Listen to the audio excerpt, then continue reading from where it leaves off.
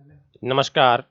लक्ष्मण धारा education platform में आप सभी का स्वागत है। मैं हूं लक्ष्मण चौधरी और आप देख रहे हैं आपका लक्ष्मण धारा एजुकेशन प्लेटफॉर्म, जिसके अंदर अपनी एनसीईआरटी की सीरीज चल रही है, जिसमें अपन बातचीत करते हैं आपके एनसीईआरटी जो आपके सभी गवर्नमेंट एग्जाम के लिए बहुत ही महत्वपूर्ण होती है, जो एक प्रकार से आधार कहें वो साबित होती है, जिसमें अपन 7th क्लास के नोट्स एंड जी के प्रश्नों की बातचीत कर रहे हैं फिलहाल। तो अपने दूसरे अध्याय तक बातचीत कर ली थी और आज अपन अभी तीसरे अध्याय की बातचीत करेंगे। और इसके अंदर आपका जो तीसरा अध्याय है वो है हमारी बदलती पृथ्वी। देखिए साथियों, मेरे एक और यूट्यूब चैनल है, यानी जो लक्ष्य क्लासेस बालोतरा है, वहाँ पे मैं इन सभी पुस्तकों का, जैसे मैं अभी आपके तीसरा अध्याय पढ़वा रहा हूँ, तो मतलब तीसरा अध्याय आपको यहाँ पे नोट्स एंड जीके के क्वेश्चन बता रहा हूँ। तो आपका कोई भी भाई बहन जो इन एनसीईआरटी क्लास में, कहने का मतलब स्कूल एजुकेशन में पढ़ रहा है, तो आप उसको ज़रूर बताएं कि वहाँ पे आपके एसएसटी की रिकॉर्डेड वीडियो उपलब्ध है। अगर उनके स्कूल में टीचर नहीं है या फिर अगर उनको समझ में नहीं आ रहा है, तो आप यहाँ अपने भाई बहन को यहाँ पे वो लक्ष्य क्लासेस बालोतरा है वो सर्च करके बता सकते हैं। बाकी आप लोगों के लिए ये यूट्यूब चैनल तो है। तो चलिए शुरुआत कर लेते हैं। हमारी बदलती पृथ्वी। जो बल पृथ्वी के आंतरिक भाग में घटित होते हैं उन्हें अंतर्जनित बल कहते हैं। यानी हमारी बदलती पृथ्वी जो यह अध्याय है, इसके अंदर आपकी पृथ्वी की गतियां पढ़ेंगे या पृथ्वी के बल के बारे में बात करें, तो जो बल पृथ्वी के आंतरिक भाग में यानी पृथ्वी के अंदर भूगर्भ के अंदर घटित होता है, उसको बोलते हैं अंतर्जनित बल, या फिर अंग्रेजी में कहे तो एंडजनिक बल या एंडीजनिक फोर्स कहते हैं। वह जो बल पृथ्वी की सतह पर उत्पन्न होता है, जो बहिर्जनित बल कहते हैं, या फिर एक्सोजेनिक फोर्स आ जाता है। तो एंडोजेनिक और एक्सोजेनिक फोर्स तो हो गया, एक तो जमीन के अंदर लगता है वो अंतर्जनित अंतर्जनित, और बाहर लगता है वो बहिर्जनित बल कहलाता है। अंतर्जनित बल कभी कभी आकस्मिक गति उत्पन्न करते हैं, और वो कभी धीमी गति या फिर कभी तेज गति में भी होते हैं। भूकंप एवं ज्वालामुखी जैसी आकस्मिक गति के कारण पृथ्वी की सतह पर अत्यधिक हानि होती है। अब देखो, ये जो आपका अंतर्जनित बल है, इस बल के माध्यम से आकस्मिक गतियां उत्पन्न होती है, जिसमें आप भूकंप को पढ़ेंगे और आप ज्वालामुखी को पढ़ेंगे। तो आप ध्यान रखना, ज्वालामुखी और जो भूकंप है ये पृथ्वी के कौन से बल से संबंधित है, तो ये आपके अंतर्जनित बल से संबंधित होते हैं। ठीक है। अब यहाँ पे आपकी थोड़ी डेफिनेशन दे रखी है अच्छे से चार्ट के माध्यम से, कि पृथ्वी जो है, देखो, ये पृथ्वी है और पृथ्वी के दो बल है, एक तो अंतर्जनित बल है, दूसरा बहिर्जनित बल है। और अंतर्जनित बल को फिर दो भागों में विभाजित किया जाता है, एक तो होता है आकस्मिक और दूसरा होता है पटल विरूपण। ठीक है। और बहिर्जनित जो होता है, बहिर्जनित तो फिर वापस एक भाग में बांटा जाता है, जो होता है अपर्दन और निक्षेपण। तो सबसे पहले बहिर्जनित को समझ लेते हैं। अपर्दन और निक्षेपण मैं आपको बहुत अच्छे से समझा चुका हूँ। अपर्दन और निक्षेपण आपकी 6 क्लास में भी, और अभी आप 7th क्लास में भी समझ लो कि अपर्दन क्या होता है। भाई किसी चीज का उस जगह पे नुकसान हो जाता है और दूसरी जगह पर उसका स्थापना हो जाती है। जैसे आपकी नदी निकल रही है, तो जहाँ से नदी निकल रही है वो आपके साथ में कंकड़ पत्थर लेके जाती है, तो वहाँ हो गया अपर्दन। और जहाँ उनको रख देती है या फेंक देती है, किसी नए जगह का निर्माण कर देती है, उसको बोलते हैं निक्षेपण। और ये जो बहिर्जनित बल है, ये अपर्दन और निक्षेपण करता है। और ये किस किस से होता है, तो नदी से होता है, पवन से होता है, समुद्री तरंग से होता है और हिमनद से होता है। तो ध्यान रखना, बहिर्जनित बल के कारण कौन कौन से हो गए? नदी, क्या हो गया? नदी हो गया, आपकी पवन हो गई, समुद्री तरंग हो गया और हिमनद हो गया। उसके बाद में आपके अंतर्जनित बल की बात करें तो इसमें दो होता है, एक तो है आकस्मिक और दूसरा है पटल विरूपण। तो आकस्मिक में आपका भूकंप, 2 नंबर पे ज्वालामुखी और 3 नंबर पे भूस्खलन, और यहाँ पे पर्वत निर्माणकारी बल होता है। तो ये है प्रमुख पृथ्वी की गतियां। उसके बाद में स्थल मंडलीय प्लेट, भू पट्टी पर अनेक बड़ी कुछ चोटी और कठोर असमान आकार की प्लेटें होती है, जिस पर महाद्वीप एवं महासागर की सतह टिकी होती है, उसको स्थल मंडलीय प्लेट कहा जाता है। तो स्थल मंडलीय जो प्लेट होती है, जो जिसके ऊपर अपनी महासागर और अपने ये समुद्र टिके हुए हैं, उसको स्थल मंडलीय प्लेट कहते हैं। ज्वालामुखी क्या होती है, तो ज्वालामुखी भूपटपट्टी पर खुला एक ऐसा छिद्र होता है जिससे पिघलते हुए पदार्थ अचानक से निकलते हैं। चित्र के अंदर आपको अच्छे से दिखाया गया है, ये आपकी ज्वालामुखी है और ये राख, धुआं, क्रेटर, निकास वगैरह, लावा वगैरह। और क्रेटर क्या होता है, यानी जहाँ से लावा बाहर निकलने वाला जो तीखा सा भाग होता है ऊपर, वो क्रेटर हो जाता है। और ये लावा, ये प्रॉपर्टी, मेटल वगैरह, ये सारी जानकारी आपको दी हुई है, तो आप इसको चित्र को देख के ऐसे ऐसे समझ सकते हैं। और उसके बाद में एंडोजेनिक और एक्सोजेनिक जो शब्द है वो किस तरीके से बने, तो एंडो का मतलब होता है अंतर, और एक्सो का मतलब होता है बाहर। ये तो आपकी वो हो गई एंडोजेनिक और एक्सोजेनिक जो आपके फोर्स है ना, अंतर्जनित और बाह्य जनित। ठीक है, तो यहाँ तक आपकी सारी जानकारी हो गई। आपने यहाँ देख लिया कि ज्वालामुखी क्या होती है। तो बोर प्रॉपर्टी पर एक ऐसा खुला छिद्र होता है जिससे गरम गरम लावा है वो बाहर निकलता है, सॉरी मैग्मा बाहर निकलता है, फिर वो लावे का रूप धारण करके पर्वत या पठार बन जाता है। अब देखो, स्थलीय मंडल प्लेटें गति करने पर पृथ्वी की सतह पर कंपन होता है और ये पृथ्वी के चारों ओर गति कर सकता है। इसी कंपन को भूकंप कहते हैं। देखो, भूमि के आंतरिक भाग में जब कोई कंपन शुरू होती है और वो कंपन अगर पृथ्वी के ऊपरी सतह पर आपको महसूस होती है तो उसे भूकंप की संज्ञा दी जाती है। और भूपट्टी के नीचे वह स्थान जहां कंपन का आरंभ होता है, यानी जहां से कंपन शुरू हुई, वो होता है उद्गम केंद्र। ठीक है, और उद्गम केंद्र भू सतह पर उसके निकटतम स्थान को अधिक केंद्र कहते हैं। देखो, जमीन के अंदर तो हो गया उद्गम केंद्र, और पृथ्वी के ऊपर वाला जो भाग होता है वो होता है अधिक केंद्र। ठीक है, और अधिक केंद्र से बाहर की ओर तरंगों के रूप में गमन करती है। अब अधिक केंद्र से तरंगे जो है वो आपकी बाहर की ओर गमन करती है, और अधिक केंद्र के निकटतम भाग में सर्वाधिक हानि होती है एवं अधिक केंद्र से दूरी बढ़ने पर साथ साथ भूकंप की जो तीव्रता है वो कम हो जाती है। अब आप इस चित्र को देख लीजिए। देखो, ये तो हो गया आपका उद्गम केंद्र, यहाँ से भूकंप उत्पन्न हुआ और जस्ट भूकंप पृथ्वी के ऊपर आया तो ये हो गया अधिक केंद्र। ठीक है, अब इस तरफ जाओगे तो ये वाला जो इलाका है ना, यहाँ पे नुकसान अधिक होगा, और इधर और आगे जाओगे तो नुकसान कम होगा। तो तरंगे हैं वो समान गति में आगे बढ़ती है, लेकिन अधिक केंद्र जो है उसके पास में नुकसान अधिक होता है। जैसे जैसे दूर जाओगे तो नुकसान कम होगा। तो ये चीज आप इस मैप के माध्यम से अच्छे से दिमाग में सेट कर लेते हैं। ठीक है, और उसके बाद में भूकंपीय तरंगों की बात करें तो भूकंपीय तरंगे तीन प्रकार की होती है, पी तरंग, एस तरंग और एल तरंग। P S L, P S L क्या होती है? भूकंप की तरंगे होती है। अन्य नाम देखो तो अनुदैर्ध्य, अनुप्रस्थ और पृष्ठीय तरंग जो होती है उसे कहते हैं भूकंपीय तरंगे। ध्यान रखना, कई बार एग्जाम के अंदर अपने एनसीईआरटी से संबंधित प्रश्न पूछे जाते हैं कि निम्न में से कौन सी भूकंप की तरंग नहीं है। तो पी एस एल के साथ साथ में आपको अनुदैर्ध्य या फिर अनुप्रस्थ या फिर पृष्ठीय तरंगे भी नाम दिया जा सकता है। ये भी आपके लिए इंपॉर्टेंट रहेगी। ठीक है, नेक्स्ट बात करें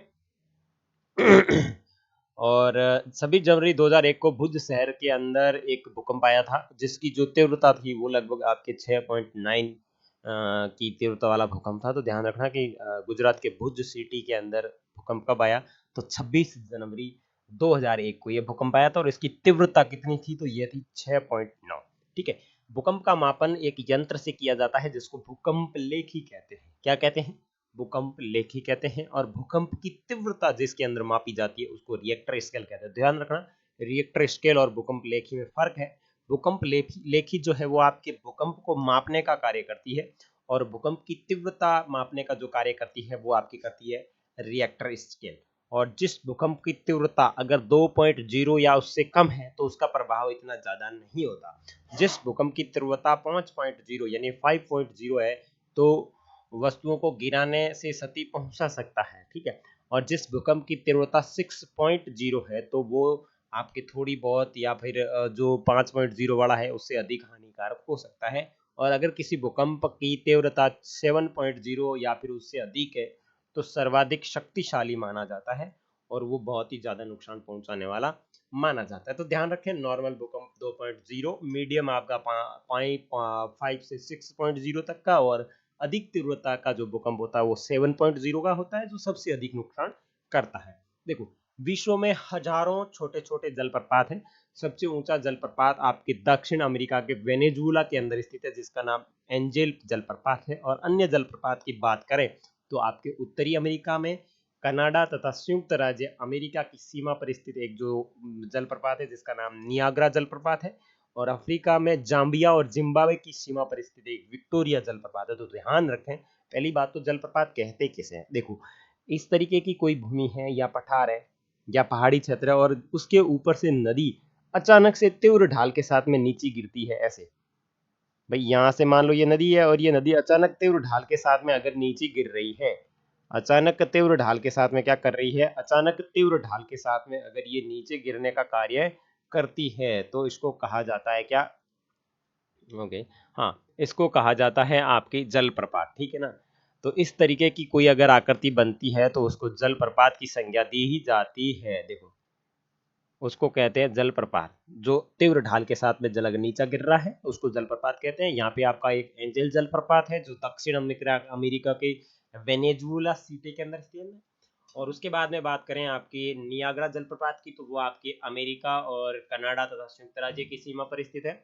और अफ्रीका और जाम्बिया अर्थात जिम्बाब्वे की सीमा पर स्थित जो जलप्रपात है जिसका नाम विक्टोरिया जलप्रपात है।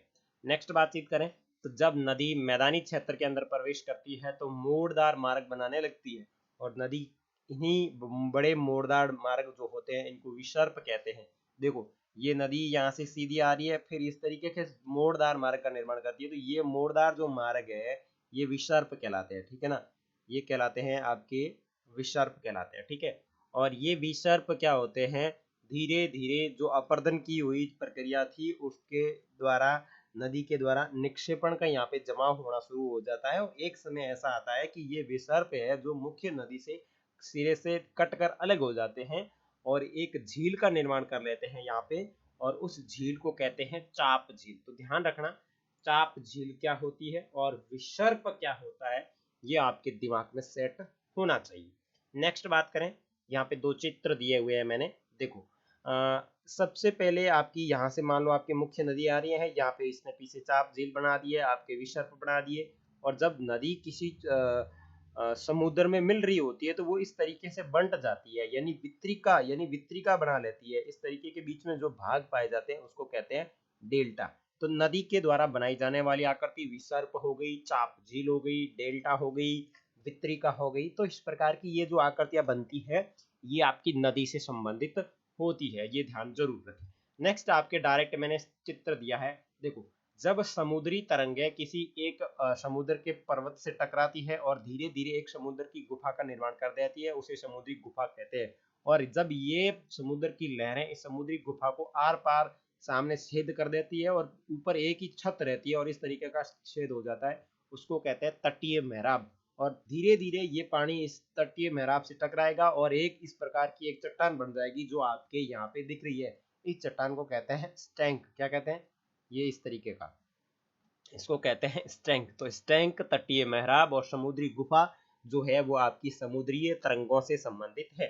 यानी भाई गुफा टकराई जी, एक भाकर हो या पहाड़ हो भी टकराई जी तो एक खाडो हो गयो बीज गया, तो भी खाडे ने कह दियो समुद्री गुफा। और भी खाडे में बार बार समुद्र को पानी आयो गयो टकरायो टकरायो, फिर वो धीरे धीरे ज्यां भी टकराई तो वो खाडो और लंबो होतो जाई और लंबो होतो गयो लंबो होतो गयो, और ज्यों ज्यों पानी भी टकरायो तो वो आमी सामी पार हो गयो, तो बिंगी सत एक ही रही। और जो बिंगी एक ही छत रही तो भी ने अपनी भूगोल की भाषा में कहा तटीय मेहराब, ठीक है। और तटीय मेहराब की अगर भौगोलिक परिभाषा देखें तो जब समुद्री तरंगें समुद्री गुफा को चीर देती है या फिर एक छेद करके उसकी एक ही छत बना लेती है तो उसको कहा जाता है तटीय मेहराब। और पाछो देखो तटीय मेहराब धीरे धीरे टकरा तो गयो पानी, पानी टकरा तो गयो समुद्र की लहराई टकराई लहराई टकराई और बिना टकरा टकरान बन एक खंबो टाइप चीज बना ली, तो बिने कहे स्टैक, ठीक है ना। तो ये चीज आपको ध्यान रखनी है और ये समुद्री तरंगों से संबंधित है। उसके बाद में है हिमनद के द्वारा जो निक्षेप होता है उसको हिमनद हिमोड कहते हैं। देखो अब थाने जैसे कोई पहाड़ नदी निकली बा नदी आ परीन भाई आपके विसर्प का निर्माण किया। विसर्प का निर्माण करने के बाद में यहाँ पे उसने चाप झील बनाई, चाप झील बना के बढ़ाने के बाद में ये इस तरीके से इसने वितरिकाएं बनाई, वितरिका में इसने डेल्टा बनाया, ठीक है। तो उसी प्रकार जब कोई हिमालय या हिमनद से नदी निकलती है और हिमनद के अंदर वो अपर्दन करके जो निक्षेप करेगी उसको हिमनद हिमोड कहेंगे, न कि डेल्टा कहेंगे। ध्यान रखना हिमालय से निकलने वाली या फिर हिमनद नदियां जो होती है वो क्या करती है या फिर वो अपने अपर्दन की गई चीजों का जहां निक्षेपण करती है उसको हिमनद हिमोड कहा जाता है। ये चीज आपको थोड़ा सा माइंड में सेट करके रखना है। आगे बात करें कि रेगिस्तान में पवन अपर्दन एवं निक्षेपण का मुख्य कारक है। देखो रेगिस्तान के अंदर जो पवन है वो अपर्दन तथा निक्षेपण का मुख्य कारण है। ध्यान रखें कोई ऐसी जगह है जहाँ की बिल्कुल रेगिस्तान है, जैसे कि मैं जिस क्षेत्र से बिलोंग करता हूँ वो पूरी तरीके से रेगिस्तान है। बाड़मेर जैसलमेर ये आपके रेगिस्तान वाले इलाके हैं और यहाँ पे आप अगर अपर्दन और निक्षेपण की बात करोगे तो आपका पवन है। आंधियां चलती है गर्मियों के दिनों के अंदर जिसको आप लू की परिभाषा देते हैं और इस शब्द से मैं बहुत अच्छे से वाकिफ हूँ। आंधियां जब चलती है या बढ़ती बढ़ती लू चलती है जिसको हमारे गांव की क्षेत्रीय भाषा में लू कहते हैं या फिर बढ़ती कहते हैं, तो उस टाइम जब ये चलती है तो इसके बाद में आंधियां चलने लगती है और वो आंधियां इतनी तेज चलती है कि एक जगह से रेत को उड़ा करके दूसरी जगह चिपका देती है, उसको बोलते हैं अपरदन तथा निक्षेपण, और ये पवन के माध्यम से होता है। अब रेगिस्तान में आप कुछ शैलों का निर्माण देखोगे जिनको बोला जाता है सतर्क शैल। तो ध्यान रखना है, सतर्क शैल जो है वो आपके रेगिस्तान से संबंधित होती है। आगे बात करें, जब पवन का बहाव रुकता है तो ये रेत गिराकर छोटी सी पहाड़ी बना देती है, इसको कहते हैं बालू टिब्बा, और इसको स्थानीय भाषा में कहते हैं दोरा, दोरा, दुम्बा, दड़ा, ठीक है, ऊंची भूमि, ऊपर उठी हुई भूमि, तो इसके बहुत सारे नाम है। बालू टिब्बा आपको ध्यान रखना है, बालू टिब्बे का निर्माण रेगिस्तानी क्षेत्र के अंदर पवन के अपर्दन तथा निक्षेपण के माध्यम से होता है, और जब ये रेत आंधी रुक जाती है तो एक तरीके से आपके बालू टिब्बे का निर्माण हो जाता है, एक बड़े दोहरे का निर्माण हो जाता है या दुम्बे का निर्माण हो जाता है, उसको आप बालू टिब्बे की संज्ञा देते हैं। और जब बालू कण महीन एवं हल्के होते हैं तो वायु उनको उठाकर अत्यधिक दूर तक ले जाती है। जब ये बालू के कण विस्तृत क्षेत्र में निक्षेपित कर दिए जाते हैं तो उसको कहते हैं लो एस। अब हमारी बात सुनो, वह रेत आ भाई हवा आई यूं चलती अठू चलती आई, अंड रेत का दगड़ बना दिया, दुम्बा बना दिया, मतलब ऐसे धोरा बना दिया, ये धोरा बन गया, यानी यहाँ पे तो हो गया अपर्दन और यहाँ पे हो गया निक्षेपण, ठीक है, और यहाँ पे ये इस तरीके से धोरे का निर्माण हो गया। अब धीरे धीरे आंधी चलेगी और इसके ऊपर बढ़िया मस्त मस्त से कण और रेत की मिट्टी कण होगी, और वो कण क्या करेंगे, ऐसे आसपास के क्षेत्रों में फैल जाएंगे लंबी दूरी पर, ऐसे ऐसे टिम टिम टिम टिम टिम टिम टिम टिम टिम टिम टिम, ठीक है, ये ऐसे फैल जाएंगे। तो इनको क्या कहते हैं, इनको कहते हैं लोएश। तो ध्यान रखना लोएश क्या होता है, ये इससे संबंधित है। और ये लोएश जो है वो आपके सबसे ज्यादा पाया जाता है चीन के अंदर, सबसे ज्यादा देखने को मिलते हैं। तो ध्यान रखना लोएश क्या होता है, और लोएश की सबसे अधिक विस्तार की बात करें तो सबसे ज्यादा चीन के अंदर देखने को मिलते हैं। तो होता होगा भाई चीन में भी इस तरीके का कोई रेगिस्तान, दोरा धुंबा दड़ा होता होगा।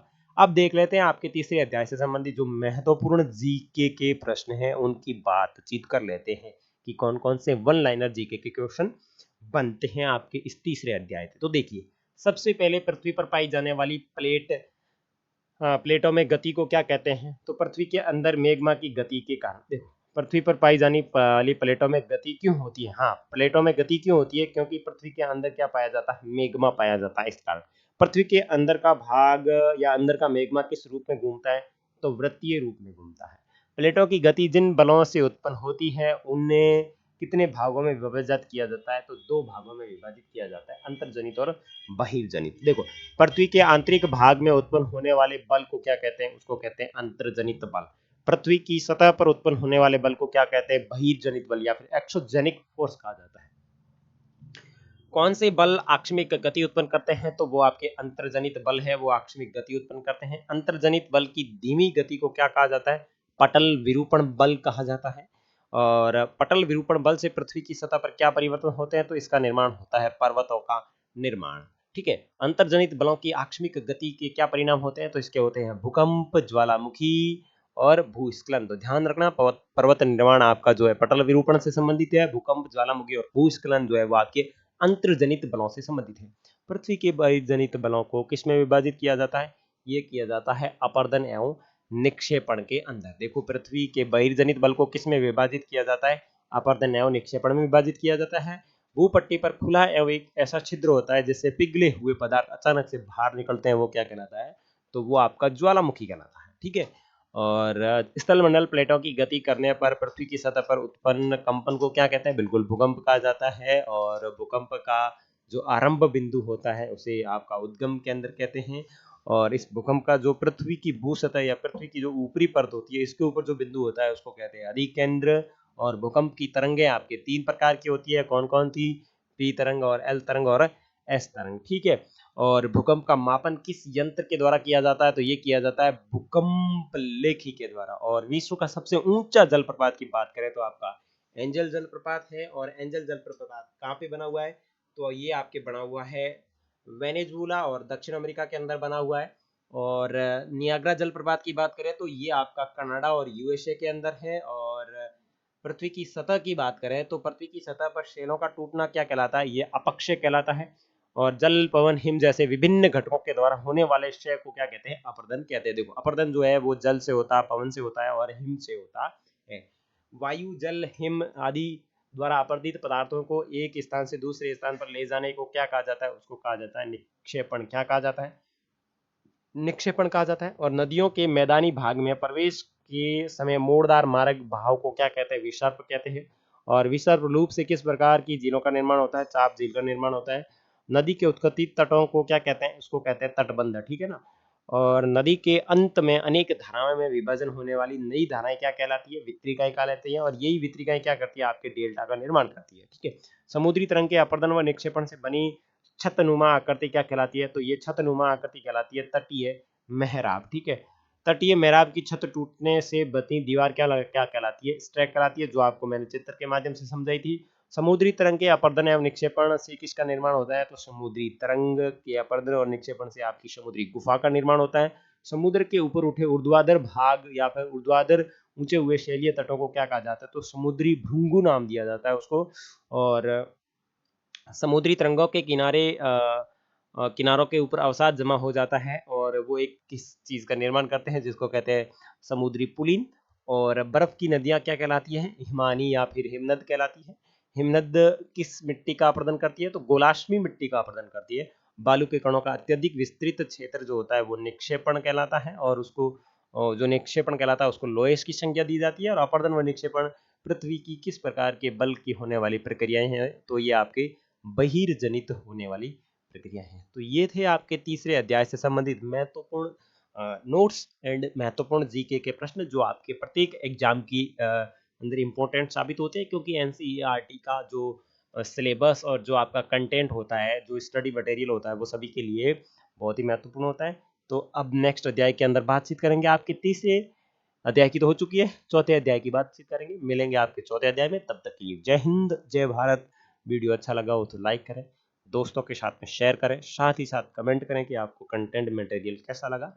और चैनल पे अगर नए हैं तो सब्सक्राइब करके प्लेलिस्ट पर विजिट करना ना भूलें। मिलेंगे चौथे वीडियो में, जिसका नाम होगा आपकी वायु। मेरी वायु, आपकी वायु, सबकी वायु। जय हिंद जय भारत।